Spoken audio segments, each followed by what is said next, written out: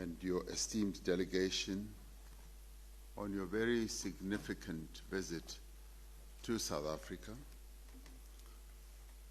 We're very delighted that you could be here after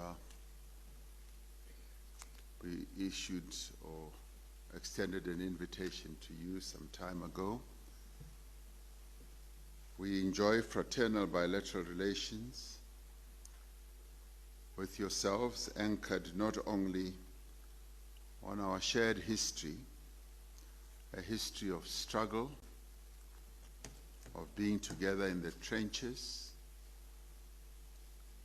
but also on our common vision for the self-determination of the people of Western Sahara. We proudly recall that we signed a memorandum of understanding on diplomatic consultations in 2013.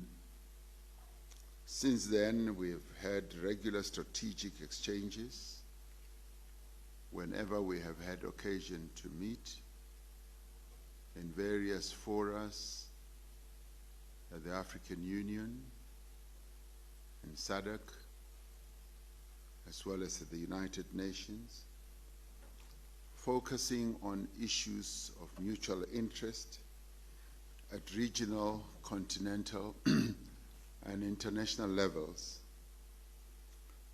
Our strategic relationship has ensured that we've been able to cooperate at the African Union on major continental issues, including upholding the Constitutive Act of the African Union. Your visit to South Africa, Mr. President, is in many ways a reunion of comrades who share common views and common interests, and who together seek to struggle for freedom, self-determination, and territorial integrity. South Africa stands by the principled position of the right to self-determination for the Sahrawi people, as enshrined in the Charter of the United Nations, as well as the Constitutive Act of the African Union.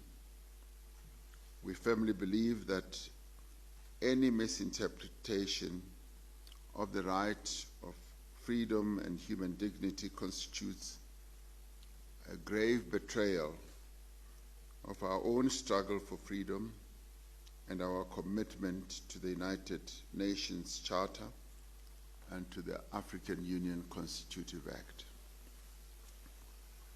We remain concerned about the prolonged suffering of the Sahrawi people as the African Union works to attain the aspiration for a peaceful, secure, integrated, and prosperous Africa. We are reminded that the decolonization of Africa is incomplete. In fact, as a people who struggled for freedom, we do believe that our own freedom is not complete until the people of Western Sahara attain their own freedom and self-determination. The decolonization of Western Sahara is essential to the achievement of the Africa that we want. We need to intensify international pressure so that the long-delayed referendum on the self-determination of the people of Western Sahara is finally held. In this regard, we reiterate our call for both parties to resume direct negotiations in good faith and without preconditions to achieve a mutually acceptable political solution which will provide for the self-determination of the people of Western Sahara.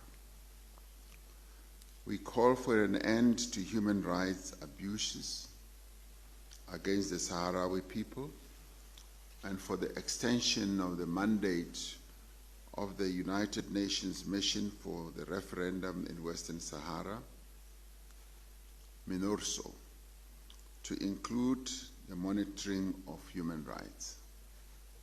I'm certain that our engagement today will contribute to a strengthening of the existing bilateral relationship and practical actions of solidarity between our two nations.